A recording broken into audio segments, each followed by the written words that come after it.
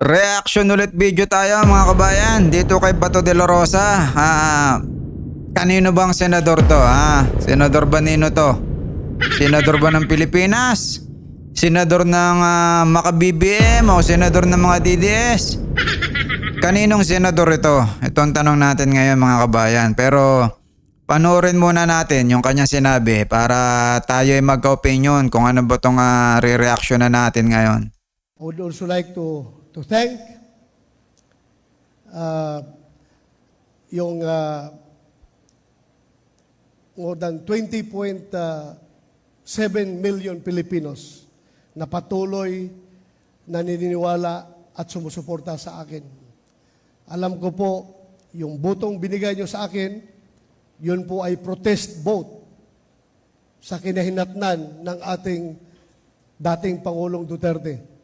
Kaya nasaan ka man ngayon, President Duterte, sir, I dedicate this victory to you. Maraming salamat po. At kay Vice President BP Sara, maraming salamat sa iyong patuloy na encouragement and motivation na binibigay sa amin. Thank you for the inspiration. At sa lahat ng Pilipino, ako po'y magsasabi na hindi ko po kayo bibiguin. Itaga nyo sa bato. Maraming salamat. Ayun mga kaibigan. hindi mo bibiguin saan? Diba? Sana nagbigay ka ng example mo kung saan hindi mo kami bibiguin.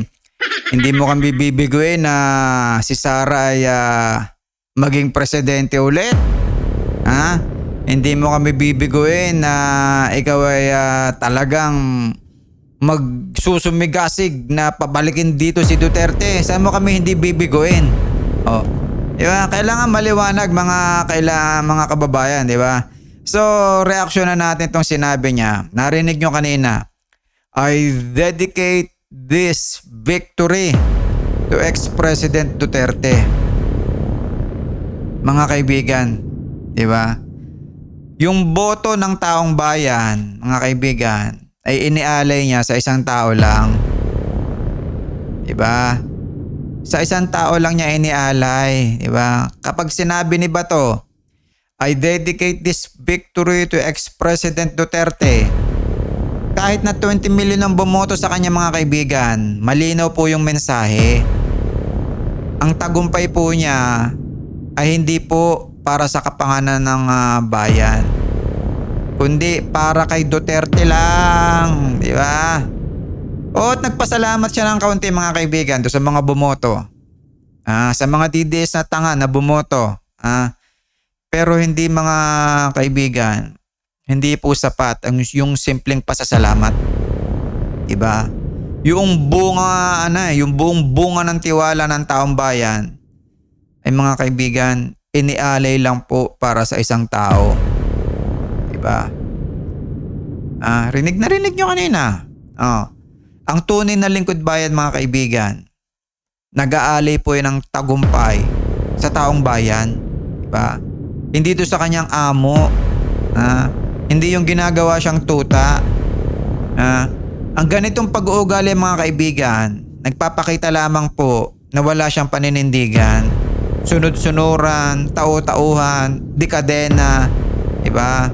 At handang gamitin po yung kapangyarihan niya para saan?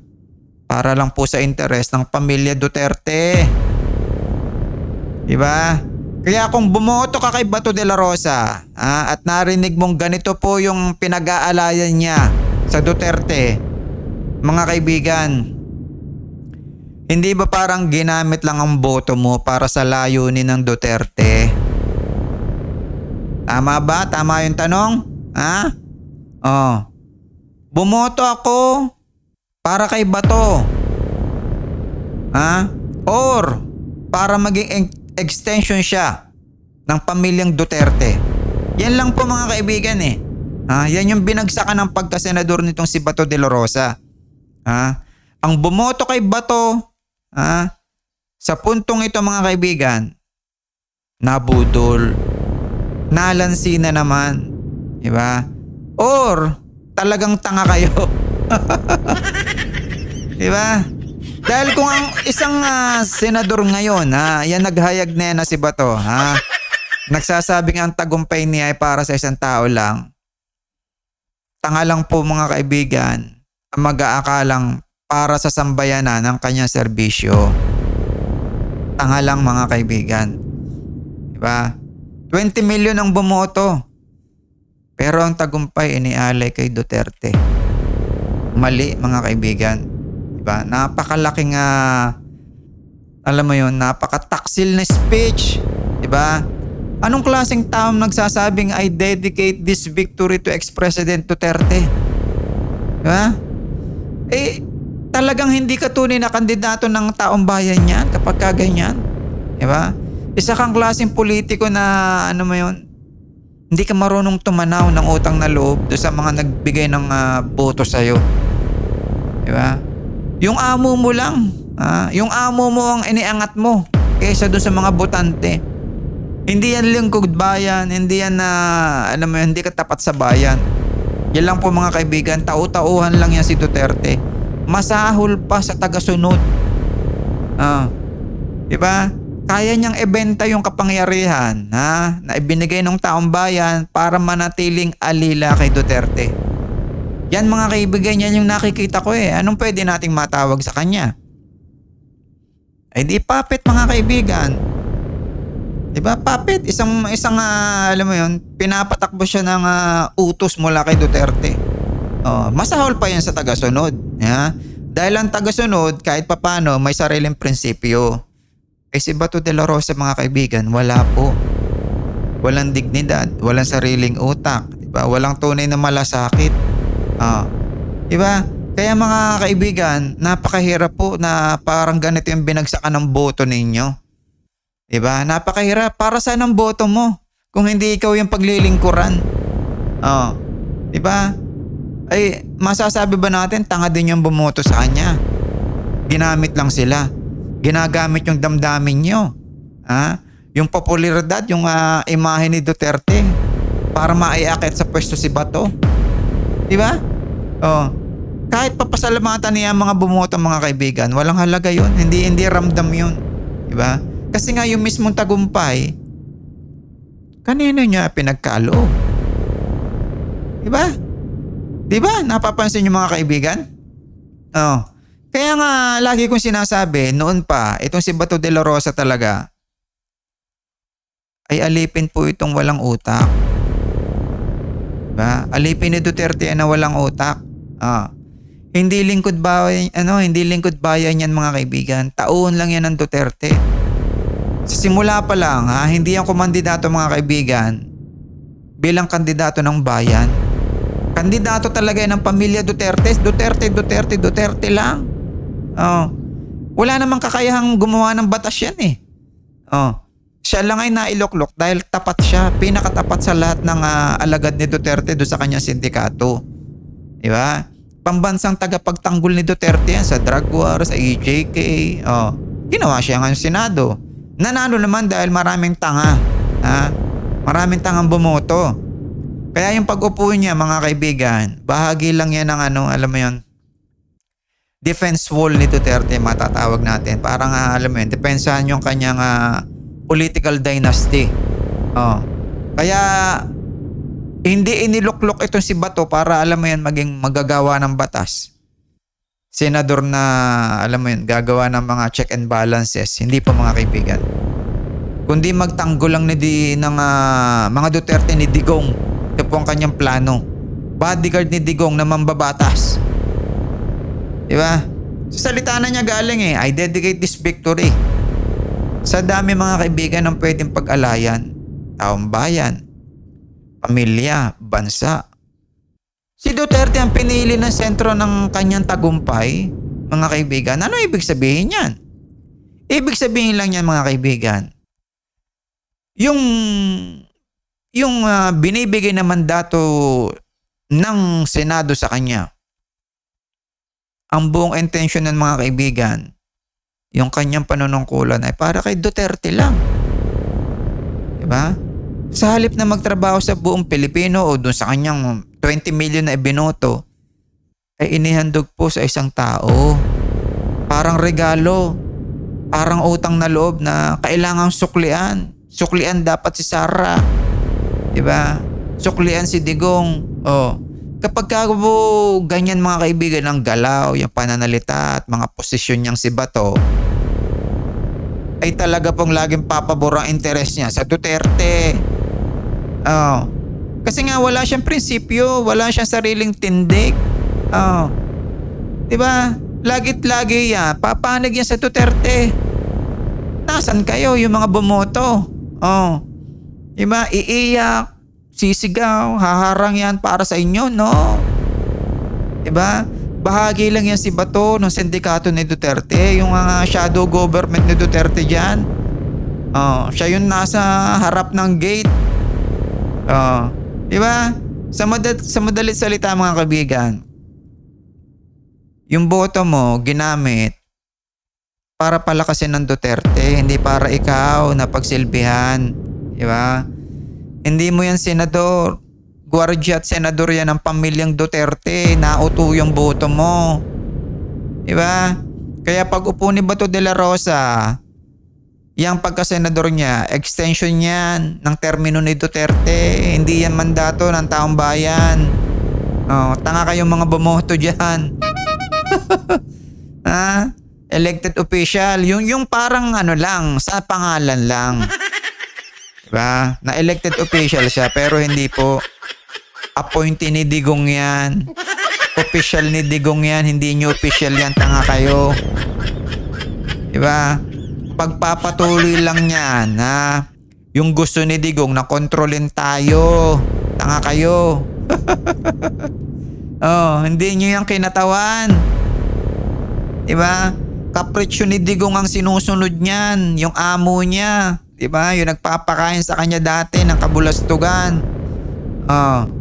Ginagamit yan si Bato para pananggasaan sa batikos, sa investigasyon, diba? Sa EJK na yan. Lahat yan. Yan ang papel niya sa Senado. Hindi gumawa ng batas. Kundi yan, human shield ni Duterte. Protektahan yung posisyon ni Duterte ng kawalang hiyaan. Diba? Sinong nagpagamit? Kayo o kami? Kayo. Kasi binoto nyo yung tauhan ng sindikato. Kaya lahat ng aksyon ni Bato de la Rosa, pabor yan sa interes ng pamilya Duterte, hindi nang sasambayanan. Diba? Lahat niya lahat ng usapin. Basta kay Duterte.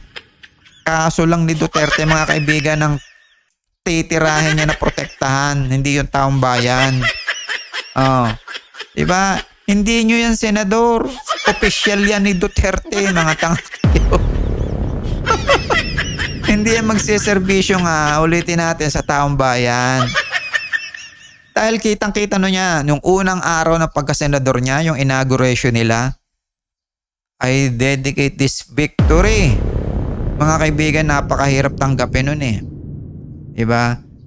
Napakahirap tanggapin ang ganong yung Bato de la Rosa na binoto mo ay kinukubkub pa rin ni Duterte. Dahil nga part lang ng isa sa mga elemento yan si Bato ni Duterte mga kaibigan.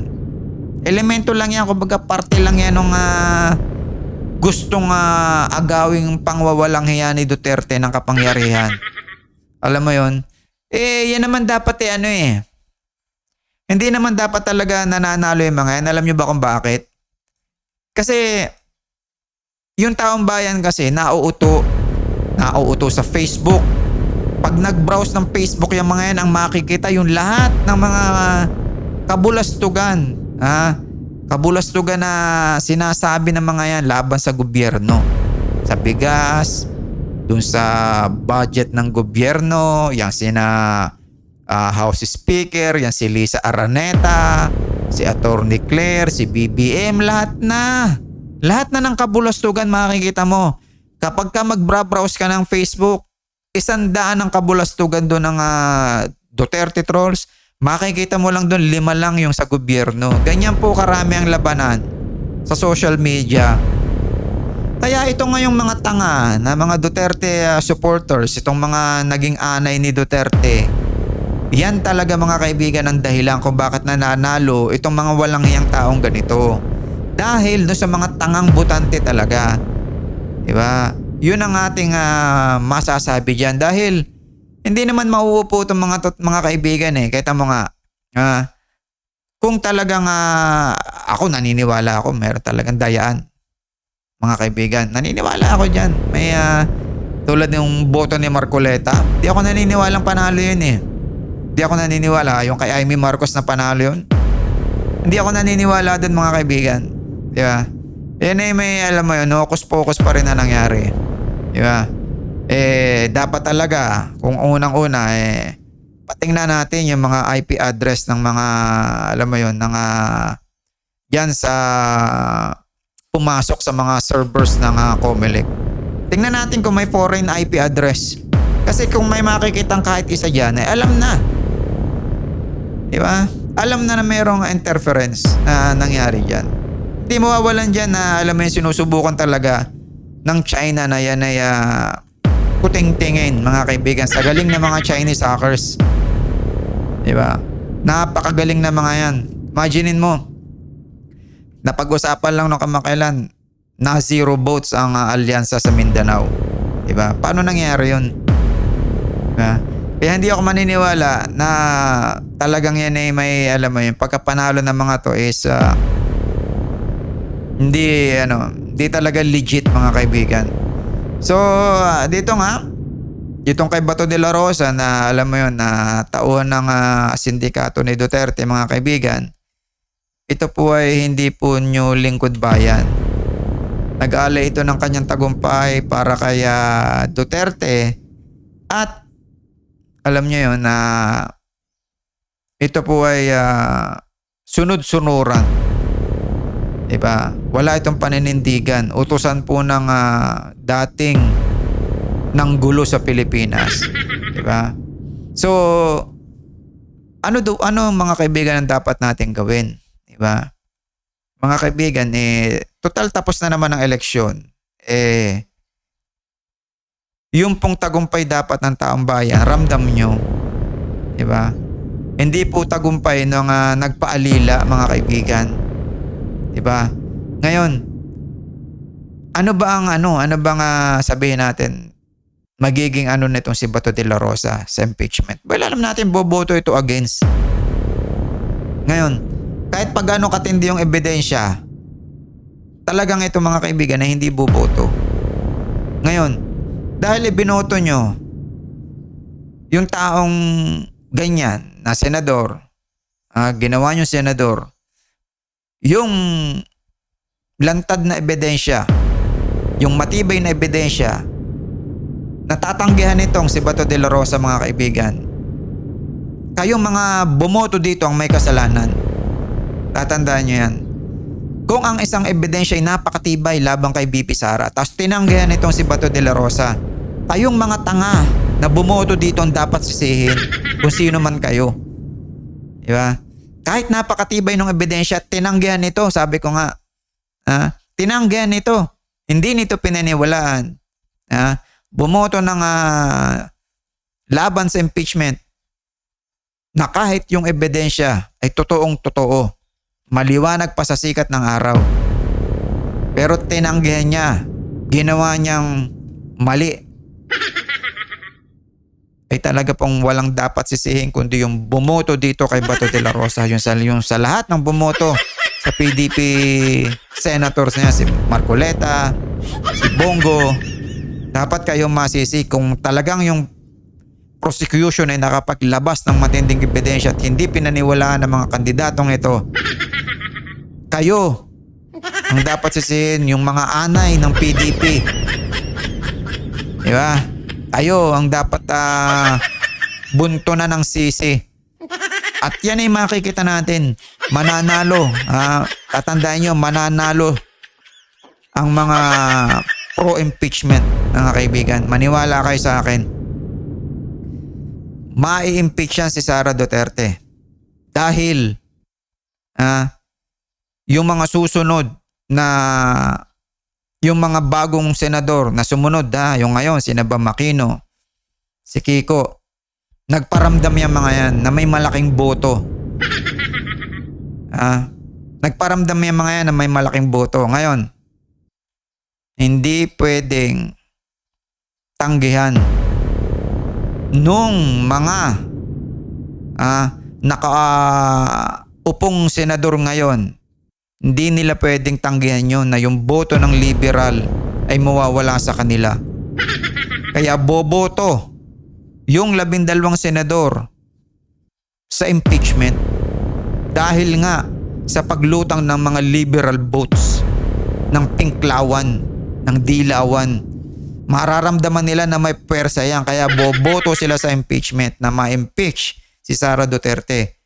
Kahit pa siyam lang yung against impeachment, mananalo ang impeachment mga kaibigan. Dahil sa bunga ng boto ng dilawan. Yan ang tatandaan nyo mga kaibigan. Diba? Kaya ngayon, may sinasabing nabubuong bagong alyansa sa pagitan ng dilawan at ng Marcos. Totoo yan mga kaibigan. Totoo yan. Kasi ang presidente, napapalibutan ng alam mo yun, mahihinang mga tauhan. Hindi ko sinasabing masamang tao si BBM. Napapalibutan siya mga kaibigan ng alam mo yun, mapagkunwari. Mabilis magtiwala itong taong to eh. Diba? Hindi ako si Speaker Martin Romualdez mga kaibigan. Ako naniniwala sa taong yun eh. Diba? Itong ginawa ni Chanco, kabulastugan yun mga kaibigan. Inunahan niya ng pa-interview sa media, sa mga news outlets para alam mo yon na hindi mabunton sa kanya yung sisi. Ang kinuha niyang topic, yung budget, dahil yun ang pinakamainit na issue. Ngayon, ligtas na siya ngayon. Kasi nakapaglahad na siya nung sinasabi niyang anomalya. Wala na sa kanya yung issue ngayon. Kundi na kay Martin Romualdez na naman ngayon na hindi naman naimik yung tao. Diba? Kung totoong may mga pirma-pirma ang ganyang milyon-milyon, mga kaibigan, yan, ibubulgar yan ng mga makakaliwang grupo dyan sa Senado at yung mga party list. Bakit mga walang naangal? Hindi mo naman sasabihin pumirma yung mga makakaliwang grupo. Diba? Dapat yan, inirereklamo na yan ni Colmenares. Inirereklamo yan ni Brosas. Diba? Ni Castro. Wala ka man lang naririnig mga kaibigan kung meron man ganyan nga talaga. Talagang wala at pakanalang ito. Pakanalang ito ni Chanco. Diba? Kasi kailangan niya ng issue para alam mo yun, mailay sa kanya yung bunton ng sisi. So hanggang dito lang mga kaibigan refresh lang tayo. Tayo magbago na ng pananaw sa buhay dahil itong mga binoboto, itong mga nasa PDP laban, kapakanan lang ng mga Duterte ang ginagawa nito. Kapakanan lang ng mga taong alam mo yun, gustong bumalik sa kapangyarihan. Diba? Naggagamitan sila, ginagamit nila ang Duterte para sa interest nila, then ginagamit sila ng Duterte para sa interest nila ng Duterte. So yan lang ang mga naggagamitan dyan sa PDP laban mga kaibigan. Diba? Give and take, gano'n lang ang ginagawa, pero kayo, hindi po kayo mga kaibigan kasali dyan. Sa plano ng mga yan, mga lang yan, pang sarili lang nila. Diba? Pang sarili lang nila. Kita mo si Bato de la Rosa. Si Amy Marcos ang pinasalamatan, si Duterte at si Sara Duterte. Gano'ng kakakapal ng mukha ng mga hinayupak. Diba? Si Bongo, si Duterte rin ang pinasalamatan. Kaya paano na? Nasaan yung pasasalamat sa inyo? Wala. Tanga kayo. So hanggang dito lang kayong mga anay, kayo magbago na. Huwag na kayong manira ng bahay. Huwag nyo na sirahin tong Pilipinas. Diba? So itong sinasabi ko, aalingaw-ngaw ang katotohanan dito sa sinasabi ko pag yung impeachment ay natapos na. Maniwala kayo sa akin.